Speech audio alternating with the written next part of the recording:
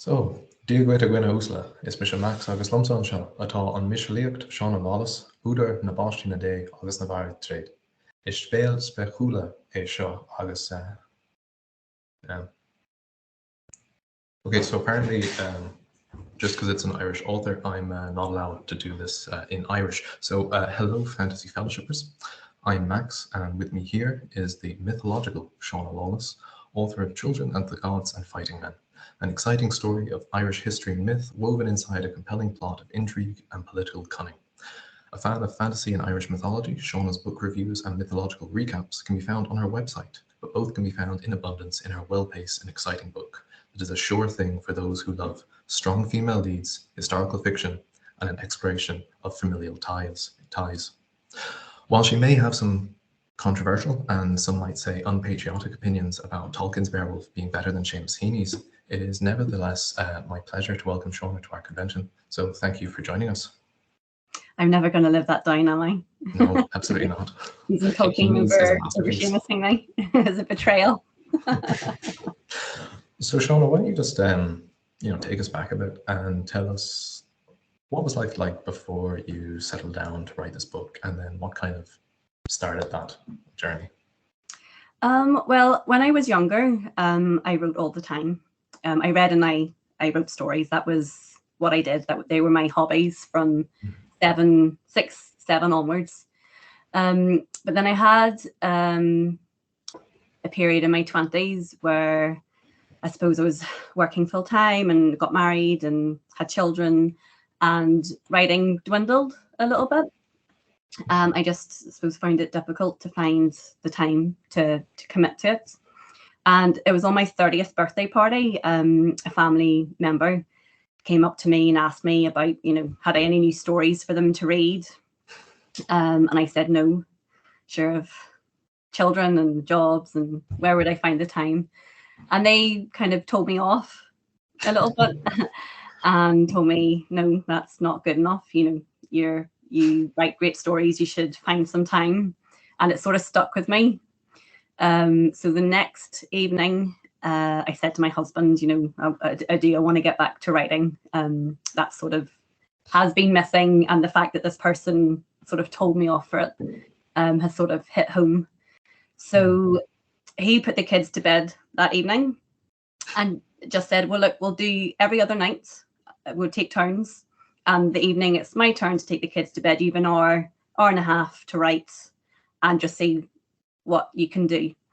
So that was it, really. That was me starting, and I kept going, and I haven't really stopped since. So I did write a novel, but it took me about 4 or 5 years to write the first one. I needed to learn how to write again after kind of quite a long period of not doing too much. And at the start, it was just having fun, kind of putting ideas down. Eventually, it came into a novel, which I submitted and I didn't get an agent or a publisher. But kind of my love for writing and for these stories had only increased. And so whenever I started my next book, it was The Children of Gods and Fighting Men. Sure. And so what elements of the mythology of Ireland at all kind of first inspired you to write this book? Did you kind of just pick the time that you wanted to write in, or was it particular characters from the world, or what was it that really started Children of the Gods? Well, in terms of what I like to read, it is fantasy and historical fiction. So I've read a lot of historical fiction set in Ireland. The Love Milkman by Anna Burns and Star of the Sea by Joseph O'Connor. But I suppose whenever you're reading Irish historical fiction, it's usually very tragic, because of kind of, I suppose, even from the Norman invasion, which is 1169. There is a lot of tragedy. There's a lot of bad things happen, and I suppose the Irish had a lack of agency over kind of what was happening in Ireland. So I always thought to myself, if I was to write historical fiction, I would want to go before that. And not that you can't have tragedy, because there is tragedy in every era of Irish history. Yeah, I was about to say your book isn't exactly the happy, jolly kind of setting. No, but I just felt that people had more agency, if that's the right word. People could decide themselves what they were doing, and there wasn't such I don't know. It felt less difficult to kind of go into Ireland before the Norman invasion, and also because it's a period of history I just naturally was drawn to. Whenever I was researching it and then talking about it, I did realise that a lot of people, even in Ireland, don't know it very well. They maybe studied a bit of Brian Boru in school, maybe have done a little bit on Vikings in Ireland at school as well, but beyond that, not very much. And so I just felt it was sort of kind of right for telling a story and being a little bit different. And then when I was researching the character of Gormla, I discovered her. So she is one of the main characters in my book, and she is a Queen of Dublin, but she is from Leinster. And she is documented in a couple of manuscripts from the time, and they're very interesting, and she felt like a very interesting character. And as far as I could see, no one had ever told a story with her as a main character. And so that's where I started. That's sort of how I find my way into the story. Fair enough. Do you have a favorite myth? Doesn't have to be Irish. I'd be happier if it was. Or what would your favorite kind of mythological retelling or book be? Okay, well, seeing as I offended you so much with my Tolkien answer, I will stick to Irish mythology this time. Well, whenever I was very young, my granny wrote stories about the Tuatha Dé Danann, and I loved them. So one day I was walking past a shop in Lady Gregory's book, which is Of Gods and Fighting Men, which is where I've sort of riffed my title from, was in the window. So I bought that and read the legends within her book. And the cycle of mythology that I always liked the most was the ones with the Tuatha Dé Danann, because I sort of had that link with my granny's stories. So my favourite legends is the Second Battle of Moytura. Don't know if you know that one, but it is the big battle between the Fomorians and the Tuatha Dé Danann. And the start of it talks about Lugh and how he is born and how he comes to kind of be included within the Tuatha Dé Danann. So that was my favourite. That was always my favourite. I like the magic, because once you go into the later mythological cycles, like the Fenian and the Ulster cycles with Cuchulainn and Finn McCool, there is magic, of course there is, but it wasn't as much. That's fair. Yeah, those are the kind of classic ones that most people would know anyway. Yes. Like we did all of Cuchulainn in primary school and things. Yeah, no, and I did like that too. And of course, that's his stories are usually quite tragic as well.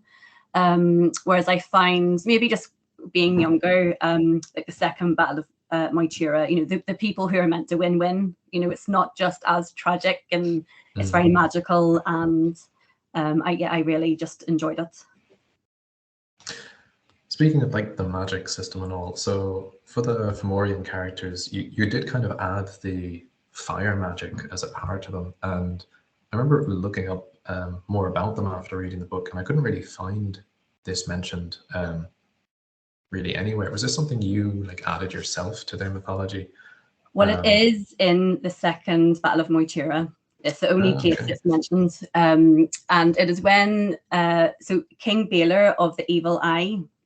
In some, and again with Irish mythology, sometimes there are different versions of the same story.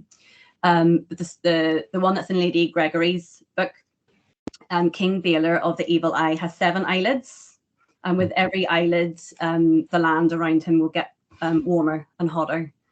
So the first eyelid, the second eyelid, the grass would start to wilt, and the trees will begin to fade.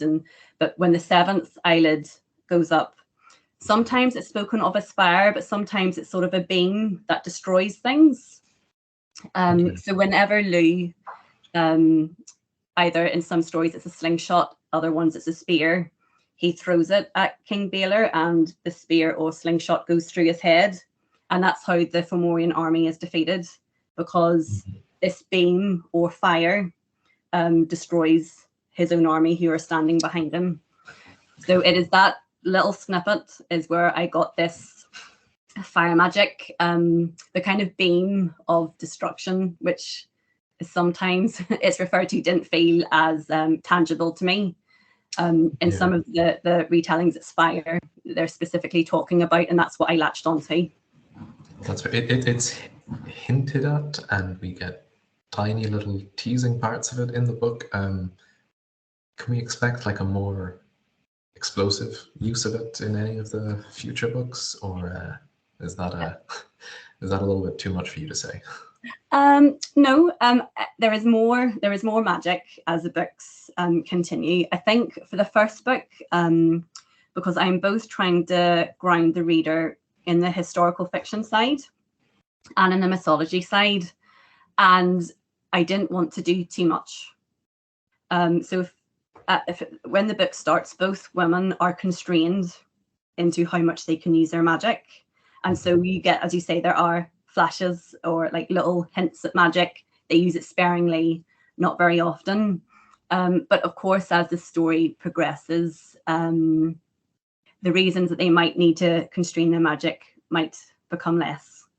So as the wars between the mortals ramps up, so does the wars between the two mythological tribes.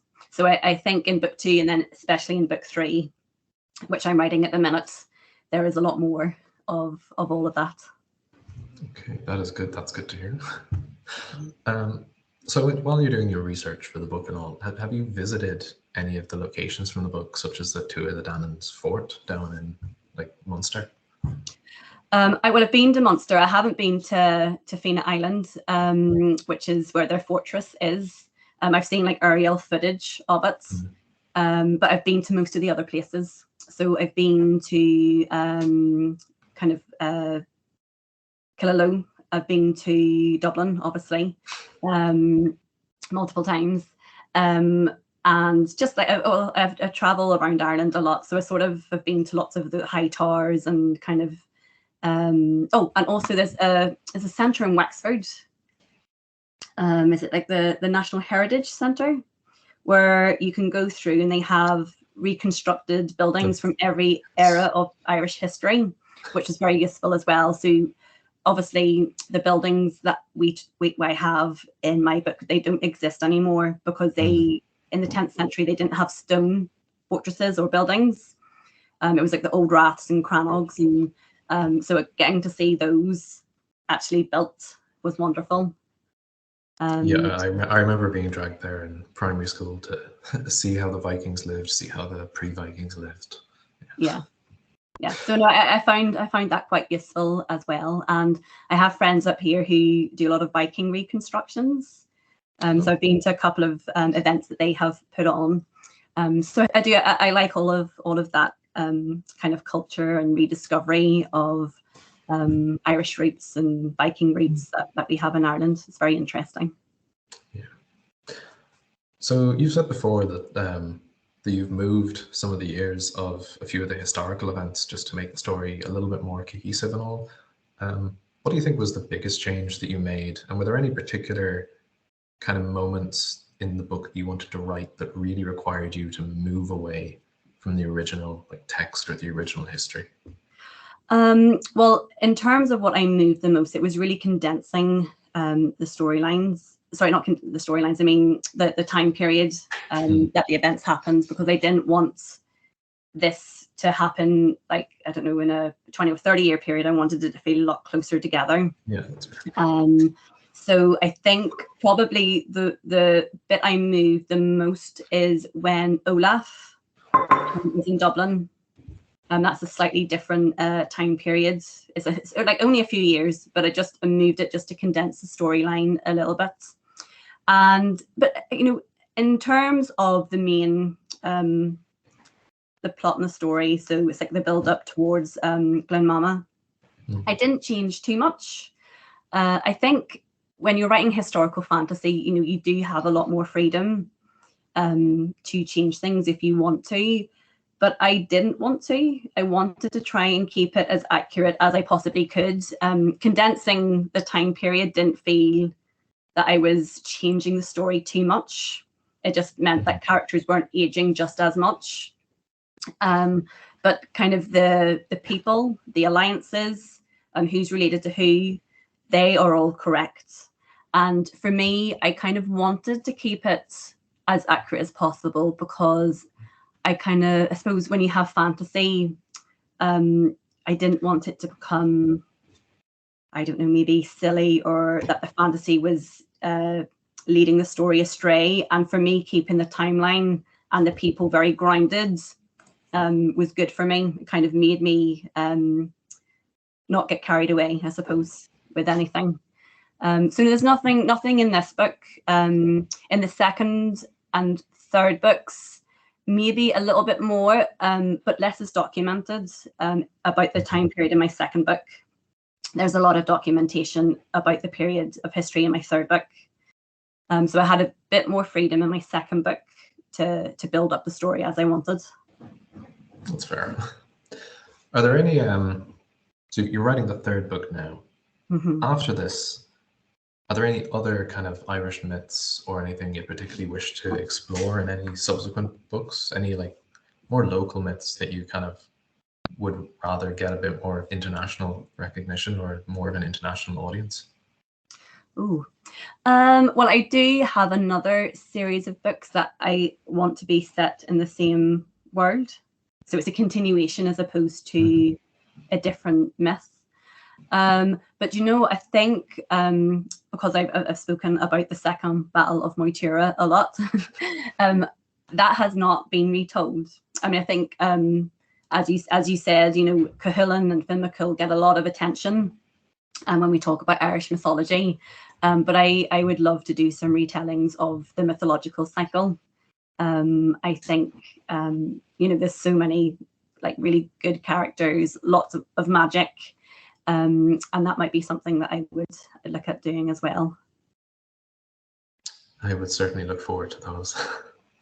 So you're mentioning about like Cuchulainn and Fionn McCool and all, but there's a lot of Irish names in this book, and your pronunciation guide was, I'm sure, immensely useful to people.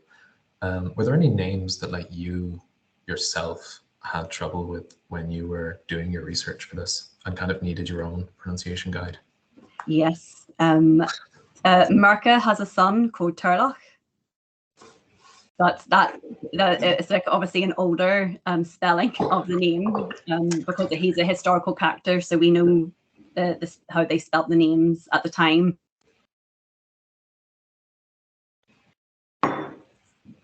With the historical characters, because I think it's like an older form of Irish, maybe Middle Irish was spoken at that time as opposed to Modern Irish. It is slightly different with the older names. So that was a name that I wasn't entirely sure at the start how that would have been pronounced. And actually some of the Viking names. So Amlaf is the first Viking king. He has a son called Gluniarn. But I wasn't entirely sure how to pronounce that either. So I hope I have got somebody has advised me correctly as to how that was pronounced. But with the characters I have made up, I did try to use slightly easier names on purpose because we have some quite hard historical names. So kind of adding in a few easier ones was sort of my objective. But then, of course, that's a matter of perspective because I would think a name like Aoife is fairly easy, but that's not always the case, depending on where you're from. No, not at all. No. Yeah, or even in your pronunciation guide, as soon as I saw like all the Northern Irish dialect pronunciations, I was like, yeah, I forgot she's from Down. I know. So like even that's an issue because I've used the pronunciations that I know. But if you're from a different county in Ireland, you will say names differently. So I say Kiva, and I know you would say Quiva. Quiva, yeah. Yeah. So even within Ireland, there's different pronunciations. But I just decided to stick with how I would say the names. Otherwise, I just felt like I would perpetually be second guessing myself and uncertain. So yes, so apologies, because I know some of the characters are from Munster and maybe would have pronounced their names differently, but I sort of had to make a call there. So apologies. That's fair. So you said that there was, what did you say, a 5-year period where you wrote a novel, didn't work, you wrote another one, and that was Children of the Gods. So when this one got picked up, how did you celebrate when you got that news? Oh, well, nothing too crazy. My husband took me out for lunch and had a few drinks, and I actually had family over from England, and they were staying at my mum and dad's. So when I went round to see them, they had a bottle of champagne, and we had a couple of glasses of champagne in the garden. But it was sort of like a quiet celebration because I'd signed the contract, but it takes over a year for the book to come out. So I was still quite nervous. I was like, what if this doesn't actually happen and the contract is, like, I don't know, taken away from me? Or it took me a while to believe it was all happening. I think once I saw the art for the front cover was sort of this might actually be happening now. So no, nothing too crazy. I've got 3 kids. That's fair. Yeah, and then when it eventually did get published, you had was it a friend made you a cake in this, with the design of your book? Yeah, that was amazing. It's my friend Maria. She makes, that's her business. She makes cakes, and they were amazing. So that was wonderful. That was really cool. And we took that to the book launch in Waterstones, and it was almost all eaten, and it was delicious. That's good. So let's imagine for a moment, Children of the Gods is picked up. It's going to be made into a TV series or film. Who would your ideal casting be, and would you keep Alexander Draymond as Uthred, despite the fact, I can see you're a Cornwall fan by the bookcase, you describe him as a odious lot in your book? Of course, yes. Because you're the first person who has actually picked up on that. It's not the same Uhtred that would be in Bernard Cornwell's series. It could be like a great-great-grandson. So that would be an amazing cameo if he would come in for that part. But yes, in terms of the key Irish actors, I would love Gabriel Byrne to be Brian Boru, and Charlie Murphy for Gormley. Charlie Murphy, she was in Peaky Blinders and Love Hate. Let me see. Saoirse Ronan maybe as Fola. I think she would be wonderful. But I would really like as well to see some new actors, up and coming actors. If there was ever like a movie or TV show, I think there's a lot of talent in Ireland. And I think it would be like, if it was ever made into a TV show, it would be a wonderful way to showcase that. But Gabriel Byrne, I love him. I think he's just such a fantastic actor. So when I think of Brian Boru, he is kind of the one person I do visualize as being that person. I had never really thought about it before, and now that you've said it, yeah. Yeah, can you see it too? Yes. Yeah. Right. Yeah, we still have a bit of time. Let's see what else has been asked. We actually got quite a bit of, what did you find like the easiest or hardest to write about this book, and in terms of like researching, what was kind of difficult or easy to actually read up on? So the Irish history at this point is actually conflicted about Gormley as to who she married and when she married them. I suppose like women aren't very well documented in this period of time. So we know who her children were. So you know that she was married to 2 people for certain, but there are suggestions that there were more. And but we don't know when they were married or how old the children were. There's two school of thoughts, 2 kind of suggestions that have been put forward. So it's things like that. Sometimes you're reading research and then you're having to decide which one to pick. Yeah. That's right. So I picked the one that suited my story the best, as you do. But sometimes, I felt quite a sense of responsibility when I was writing about the period of history and wanting to get it right. Mm-hmm. But I suppose my thought was, well, if there's 2 different trains of thought, no one actually really knows for certain. So it's okay to go with the one that you prefer. And I suppose the other thing is that we have a lot of documentation about life during this period of Ireland, but we don't have a lot of documentation about the actual events. There's only two key sources.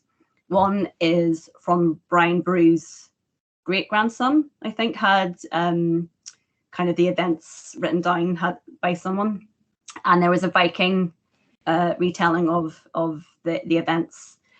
So that's a problem sometimes when you don't have a lot to draw on, and you're really having to kind of delve into some very hefty textbooks and historical perspectives and historians and what they think to try and find the truth of the events. So, and that can be freeing too, because when people are not so certain, people can't tell you you're wrong.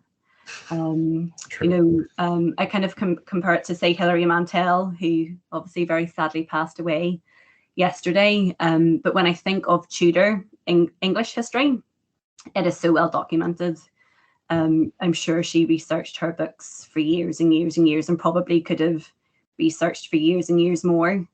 So there's pros and cons to having for a period of time. Oh, sorry, Shauna, we lost you just there. There are pros and cons. Oh, just to having either a lot or a little source documentation about a period of time that you're writing about. So that was hard, and it was in some ways I would have probably liked a bit more.